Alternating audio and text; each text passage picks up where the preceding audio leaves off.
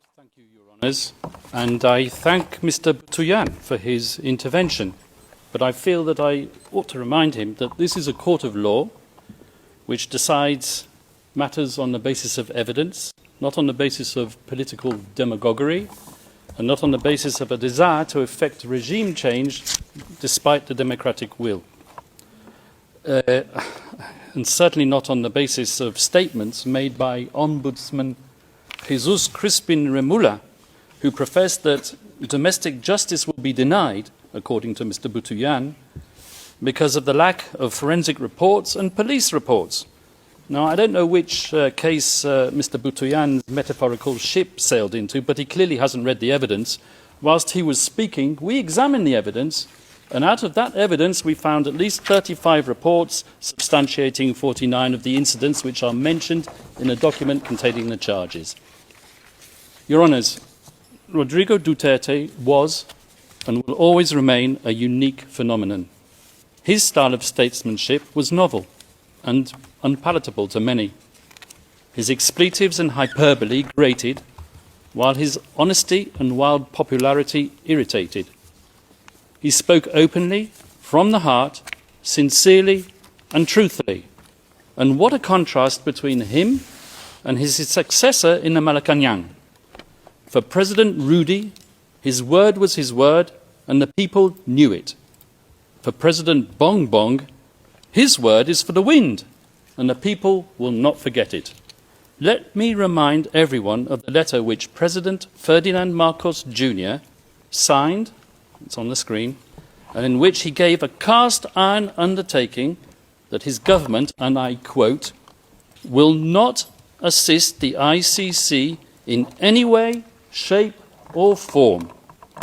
Well, as we know, he failed to keep that promise. Rodrigo Duterte was unconstitutionally hijacked and unceremoniously hauled off to The Hague. And when called upon to defend his master's actions and the said letter at a Senate committee hearing, the then Secretary for Justice, once again Mr. Jesus Crispin Remula, persisted with the same dishonest theme. And I quote his words, "We did not assist the ICC. We continue with the very tenor of the letter that we did not assist the ICC and we did not have any contact with them." So he said, but with a document emanating from the prosecution team opposite and disclosed to us a mere week ago, not as information material to the preparation of our defence, but as exonerating evidence, we can now substantiate what we have suspected for a long time.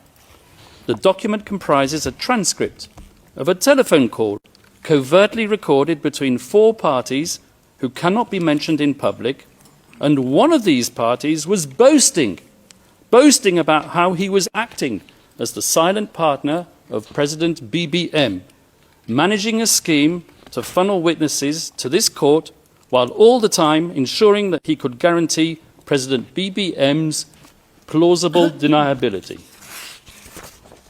So it is indeed the defence case that President Ferdinand Marcos Jr. set out to neutralise Rodrigo Duterte and his legacy. Yes, Mr. Deputy Prosecutor, I used that legendary word, neutralise, so central and so essential to your case theory, because you know just as well as me that I'm using the term metaphorically. And now I turn to the substance of the charges, but before I do, a word or two about the geopolitical context. The scourge of illegal narcotics is not unique to the Philippines. As we all know, it afflicts Latin America, where I can name 3 countries where the death rate at the hands of vigilantes and law enforcement agents per capita population is higher than it ever was under Duterte. And as you should know, and you will hear from the prosecution, at any rate, the Philippines as a country is uniquely positioned to act as a transit hub for the trafficking of narcotics emanating from the cartels in China. And with or without Duterte, so we argue, the death rate would have kept on rising.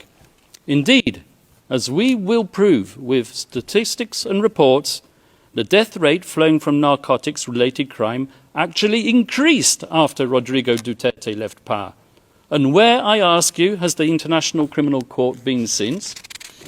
Now, a colleague of the victim's representative sitting opposite, a certain self-styled legal assistant to ICC counsel, rose up and famously stated in one of her many voluble interviews to the media that Rodrigo Duterte conducted not a war on drugs, but a war on the poor. A war on the poor, I ask you? If anything, the totally lawful Duterte campaign against illegal drugs and their suppliers took place when his administration was actively promoting some of the most important redistributive policies in years, all with the aim of alleviating poverty. Legislative reform in 2017 to reduce personal income taxes for workers, social protection expansion known as the 4Ps, designed to provide regular cash transfers to needy and multi-child families, universal health care, and need I say more, the Magna Carta of the poor, setting out the right to adequate food, decent shelter, education and the highest standard of health. The fact that the majority of those who died as a result of drug-related crime were living in the most deprived areas is something which is endemic to every afflicted society. But can anyone seriously accuse this man, Rodrigo Duterte, who has lived such an openly frugal existence, of taking up arms against the needy? This is the man who at the age of 5 arrived in Davao to live in a modest shack where rain leaked through the roof, forcing him to crawl under the kitchen table to take shelter. This is not the man born with a silver spoon in his mouth and groomed for the presidency from childhood. This is the man who was born to a lawyer and a governor who taught him discipline, values and respect for the people by being one of the people. This is the man who, as president himself, shunned the luxuries and the privileges of high office, and like others before him, and even those after him, he slept not in the palatial grandeur of the Malacanang, but in Spartan quarters of his bodyguard's hut. His diet consisted not of prime cuts of imported Australian beef, but of dried fish and boiled rice. A man of simple indulgences, his pleasures were to be found not on the cocktail party circuit of Forbes Park, but on coastal roads where he roamed and cruised on his motorcycle, not looking for people to kill Mr. Prosecutor, but almost killing himself because of his love for speed. This is the man who paid and paved his way through law school, passing his bar exam in 1972, more or less on the same day as Marcos Sr.'s tanks were grinding and rolling their way through the streets after the declaration of martial law. And it was on that significant day that Rodrigo Duterte was exposed to the tyranny of oppression and the abuse of power by the elite. And he took a decision. On that day, he chose to devote himself to a life of selfless public service. As a professor at the local police academy and as a public prosecutor in Davao, Rodrigo Duterte developed a lifelong passion, some would say an enduring obsession, for law and order, something for which he unapologetically enforced throughout his time as mayor of Davao City. Not, as the prosecution say, through sowing murder and mayhem, but through winning the love, respect and admiration of his fellow citizens, the very same citizens who continued to re-elect him time after time, term after term, on no less than 7 occasions over more than 2 decades. And throughout his 20 or so years tenure as the mayor of Davao, Rodrigo Duterte and his family transformed that city from an outpost of communist insurgency and criminal violence into what is now one of the safest cities, not just in the Philippines, but in the entire world.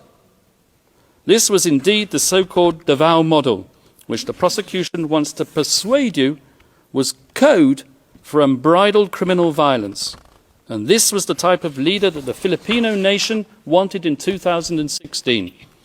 So, Rodrigo Duterte was elected into power, not in spite of, but specifically because of his firm and uncompromising commitment to upholding law and order. And after his election as president, Rodrigo Duterte remained a man of the people, without seeking to patronize the people.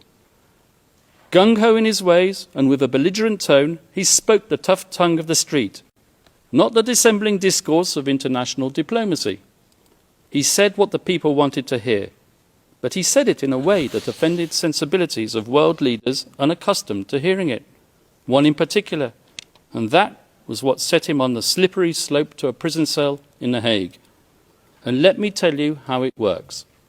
It starts with the media, controlled by the powerful and the politically influential. With a sensational headline and a twisted editorial slant, the moguls sell their papers while promoting the partisan agenda of their backers in power. They highlight the salacious content while ignoring the true context, because that is what captivates the reader.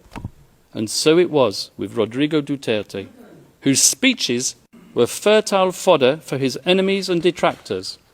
A man whose hyperbole, bluster and rhetoric, once published, became a natural target for privately funded NGOs and human rights activists, a loose collective more commonly known as civil society. These people descended upon the Philippines to advance an agenda even more lacking in objectivity than that of the media, and heavily funded by tycoons with even grander designs, they print their glossy reports, replete with iconic photographic images of grieving families and dead bodies in rain-swept, nighttime crime scenes, all dramatically illuminated with the fluorescent glow of neon. Images carefully crafted to shock the conscience and to sway the emotions, and, I may say, to be used by the prosecutor when they don't even relate to the charges. And they gave their slick reports bold titles lifted straight out of a James Bond movie, such as License to Kill, One Shot to the Head, You Can Die Any Time, or simply, They Just Kill. The photographers are feted and their shots exhibited as art all over the world, and the brave journalists who act as their sources win awards and Nobel Prizes. And slowly but surely, their narrative becomes the sacred, unchallengeable and unshakable truth. And so the pressure builds up, and the academics who haunt the corridors of the progressive left law faculties far away in the United States tweet their research and publish their articles pontificating about crimes against humanity, systematic attacks against the civilian population, and they point their finger at one man alone, and bandy about slogans such as accountability and the prevention of impunity. They give their gratuitous advice on what should be done, sometimes academics who formerly worked alongside the prosecutor of the International Criminal Court. Communications and complaints are filed, and the rest, as they say, is history. In any event, we're not gathered here today to judge a man on the basis of his coarse attitude or his vulgar language. This court has convened a confirmation hearing to verify whether substantial grounds exist to believe that Rodrigo Duterte, the people's president, together with various so-called co-perpetrators, over the years of his governance, devised a criminal policy of wholesale and wanton murder. And since we are in a court of law, it is worth stressing, although I should not have to, cases are decided on the basis of evidence, not supposition, not rumour, not spicy gossip, and certainly not on the basis of political rhetoric and bluster. Because at the end of the day, were it not for those belligerent and controversial speeches, there would have been no impetus to bring the people's president to The Hague. And when the prosecution's evidence is examined, I would ask you to keep an open mind and to question not just whether that evidence has been selectively presented, but whether there exists evidence which the prosecution has failed to produce.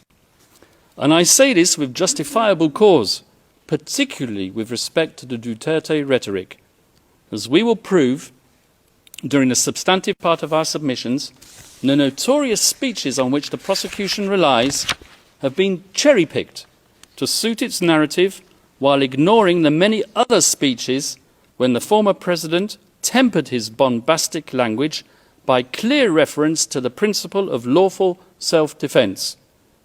We, the defence, have read as many of these speeches as we can find. In fact, in our poky little office on the top floor of the furthest building away in this complex, we have a counter which ticks and ticks. And whenever we come across a speech which contradicts the prosecution's murder theory by reference to self-defence, we give a cheer, and the counter goes up once more, and we celebrate one more nail in the coffin of the prosecution's case theory. As the statistics stand as of today, in contrast to the 20 speeches on which the prosecution relies to prove incitement to kill, we have found 35 more which say the complete opposite. Let me give you 2 examples from the very speeches that the Deputy Prosecutor himself cited today. Let's refer first of all to the famous Pietà speech, which the Deputy Prosecutor referred to. So, this is what the Deputy Prosecutor said. Those of you who are still sober, those who haven't tried illegal drugs, if you don't want to die or get hurt, don't rely on the priests, including human rights advocates. They won't be able to prevent deaths, and so it goes on. But if we look further on in the very same speech, something which maybe the Deputy Prosecutor didn't do, this is what he had to say. To our police officers and other officials, do your job, and you will have the unwavering support of the Office of the President. I will be with you all the way. Abuse your authority, and there will be hell to pay, for you will have become worse than criminality itself. Well, there you are. You have it straight in your face.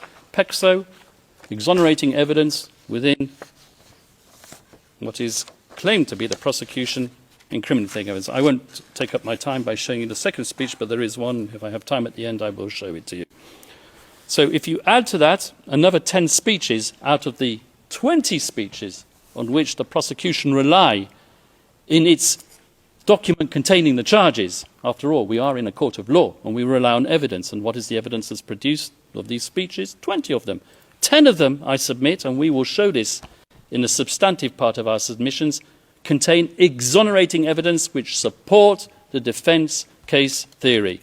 In other words, if you add the 10 which we've identified in the prosecution's 20, to our total of 35, we come to 45 speeches versus 10, which we say support the use of force only in self-defence. That is 350% more speeches in favour of our defence and 354% more reasons not to confirm the charges. And you can bet your bottom dollar that at the end of today's proceedings, either the victim's self-styled legal assistant to ICC counsel or a prosecution intern will be tasked with scouring the web, looking for the means to prove Kaufman wrong. And I will declare it, and I'll declare it loudly and clearly, as if the prosecution didn't know it already. It's not enough to state that since the former president made those extremely inflammatory statements and deaths occurred, that he must, as a matter of course, be criminally responsible for those fatalities. At this stage of the proceedings, the prosecution needs to show substantial grounds to believe that the former president actually desired and foresaw that people would be killed as a result of his incendiary language. For the prosecution to assert that Rodrigo Duterte hoped for deaths to occur or was recklessly indifferent as to whether deaths would occur, which he was not, that's insufficient. So once more for the record, Rodrigo Duterte's language was aimed not at suspected drug pushers as the prosecution would have it, but directly at those poisoning society with their substances, and not, I stress, with lethal intent.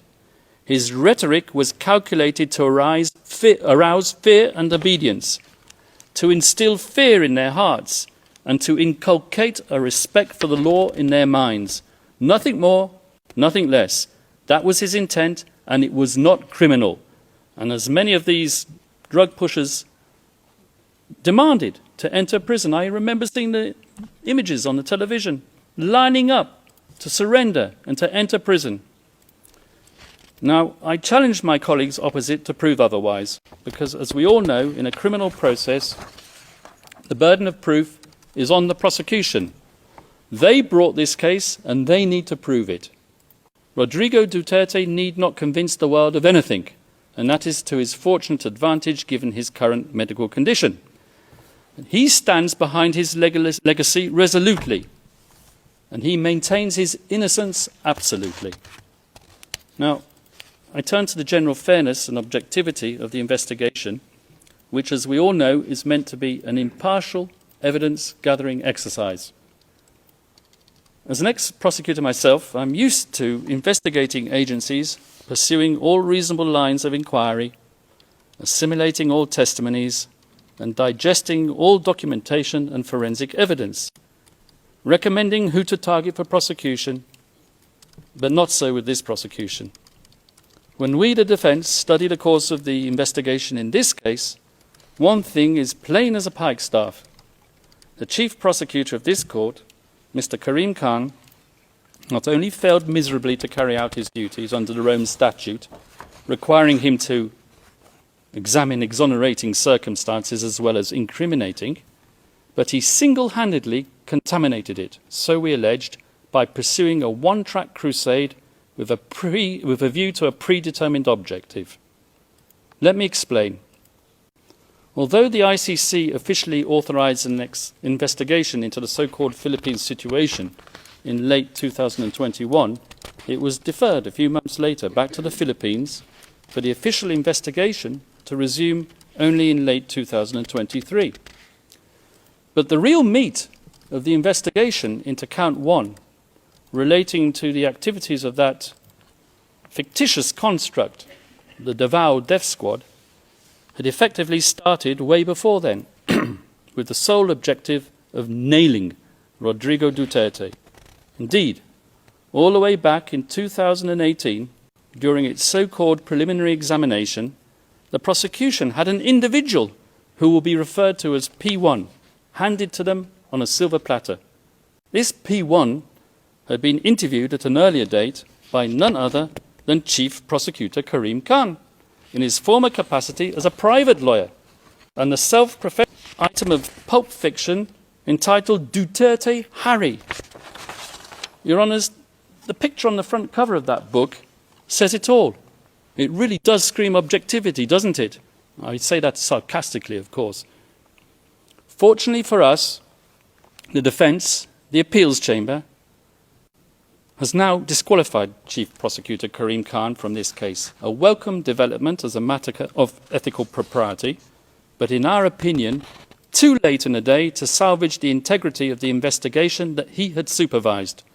An investigation in the course of which he concealed his former role as the victim's counsel, who had deemed our client a suspected murderer as far back as 2018 and right up to the very day before this pre-trial chamber issued its arrest warrant. Your Honours, over the next few days, we hope to convince you of the wholly insufficient nature of the evidence against Rodrigo Duterte. We will show you that the paltry number of speeches on which the prosecution rely do not manifest criminal intent. We will also convince you that as hard as they tried, the prosecution's investigators couldn't get even one of its criminal cooperating witnesses, whose reliability is next to zero, to admit that they heard the former president, Rodrigo Duterte, give an order to kill at any time relevant to the charges, or with respect to any of the incidents.